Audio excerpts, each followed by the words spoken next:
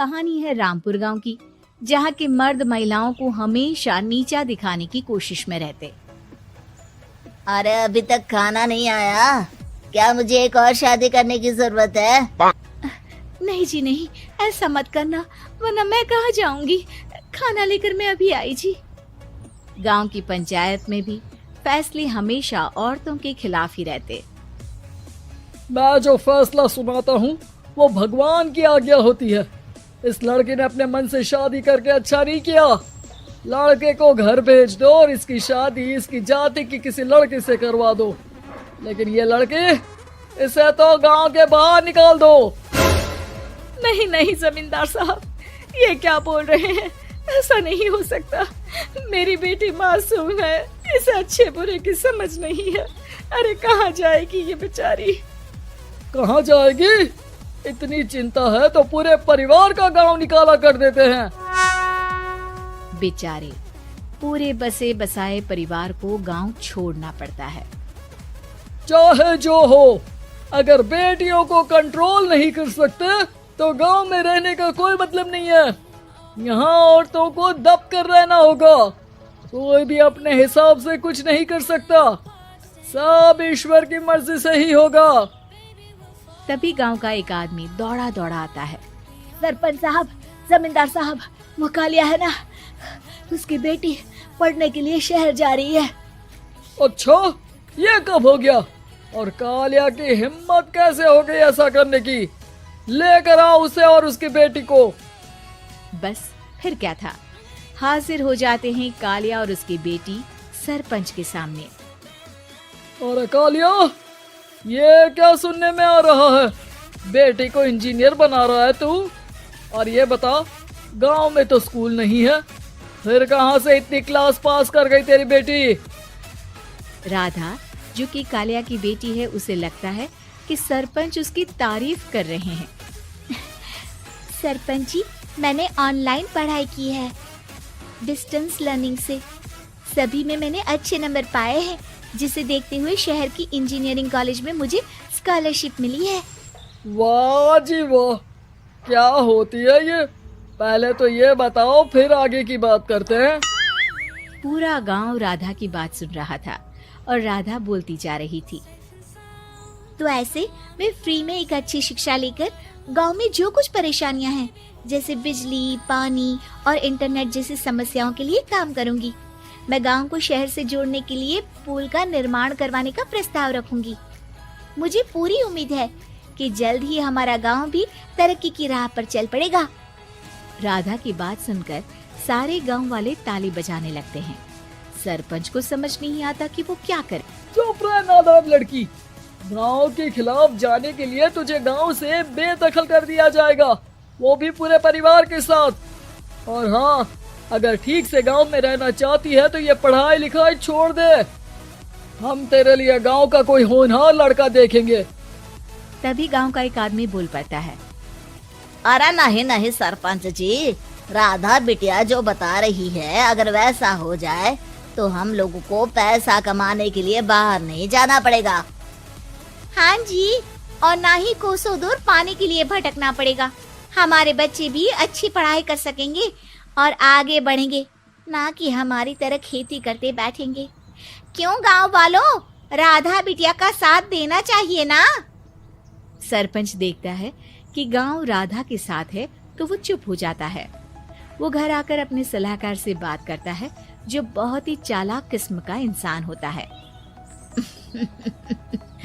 अरे सरपंच साहब, आपको बहुत ही होशियारी से काम लेना पड़ेगा। एक बार गांव तरक्की कर गया, यहाँ के बालक पढ़ लिए तो कोई ना पूछेगा आपको।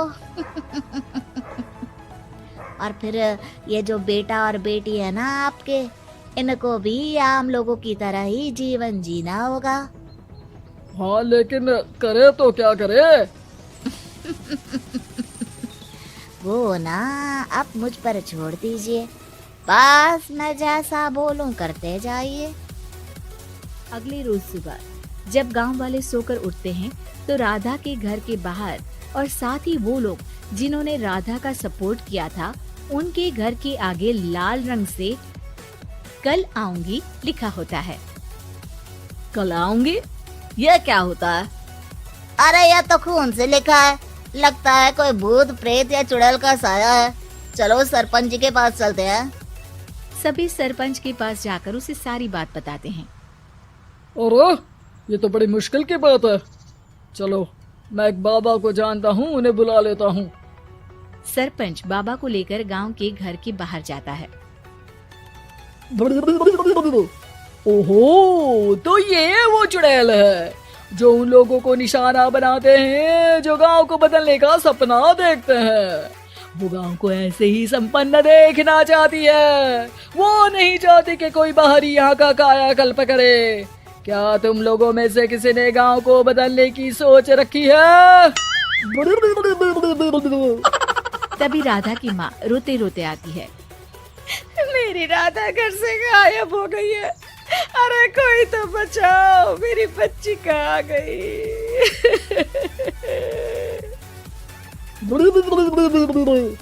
ले गई वो चुड़ैल, तेरी बच्ची को ले गई। अब वो उसे श्रापित करके छोड़ेगी, उस पर चुड़ैल का साया हो जाएगा। तभी बुरी सी हालत में राधा भी वहाँ आ जाती है। उसके बाल चुड़ैल की तरफ फैले होते हैं और कपड़ों में खून लगा होता है। सभी राधा को देखकर डर जाते हैं। माँ, पता नहीं मुझे कौन उठा कर ले गया था। अरे दूर दूर हो जा चुड़ैल, अब हम लोग इस गांव में नहीं रुकेंगे। अरे कैसे बातें कर रहे हैं आप? कल तो आप मेरे भरोसे गांव का हुलिया बदलने, अपने बच्चों को पढ़ाने और तरक्की उन्नति की बात कर रहे थे, तो आज क्या हो गया आपको? ये फिर तुम लोगों को बहकाएगी। ये चुड़ैल गांव में आ चुकी है, ऐसे ही ये तुम्हारे घर के बच्चों को भी ले जाएगी। गांव वाले राधा को गांव से बाहर निकाल देते हैं। उसके माँ बाप रोते रहते हैं, लेकिन गांव वाले नहीं मानते। मैं भी अपनी बहन के साथ गांव के बाहर रहूंगा, लेकिन वो पढ़ाई नहीं छोड़ेगी। वहीं सरपंच के घर पर सलाहकार कहता है। देखा, सांप भी मर गया और लाठी भी नहीं टूटी। लेकिन अगले ही दिन सरपंच के घर के बाहर भी वही शब्द लिखे होते हैं और फिर सरपंच की बीवी कहती है, हमारी बेटी को किसी ने अगवा कर लिया है। तभी राधा का भाई वहाँ आ जाता है। अरे गांव वालों, मैंने सरपंच जी की बेटी को देखा था। वो चुड़ैल उसे उठाकर ले जा रही थी। अरे क्या मजाक कर रहे हो? नहीं नहीं सरपंच जी, आप नहीं जानते। वो चुड़ैल अब आपकी बेटी में आ जाएगी, जैसे राधा के अंदर आ गई थी।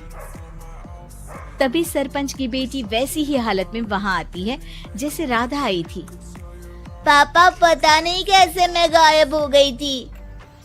चुड़ैल, इसके अंदर भी चुड़ैल का साया है, मारो इसे। अरे नहीं नहीं, इसे भी राधा के पास गांव के बाहर ही भेज दो। अरे चुप रहो, मेरी बेटी कहीं नहीं जाएगी और चुड़ैल वुड़ैल कुछ नहीं होता है। अरे कैसे बात कर रहे हो सरपंच जी?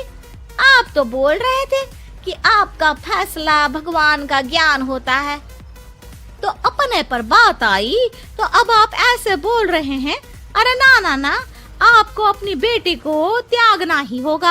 अरे बुलाओ बाबा को। राधा का भाई बाबा को ले आता है, जिसे अब गांव वालों के डर के कारण सच बोलना पड़ता है। मैं कोई बाबा नहीं हूँ, मैं तो मोची था। ये सलाहकार महोदय ने मुझे कहा था एक्टिंग करने को। अब वो मुझे पैसे देने वाले हैं। अब मुझे माफ कर दो।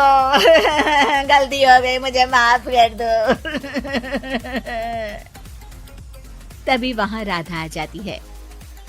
देखा सरपंच जी, जब गांव के बच्चे साक्षर होंगे तो आप जैसे लोगों की चालाकी नहीं चलेगी।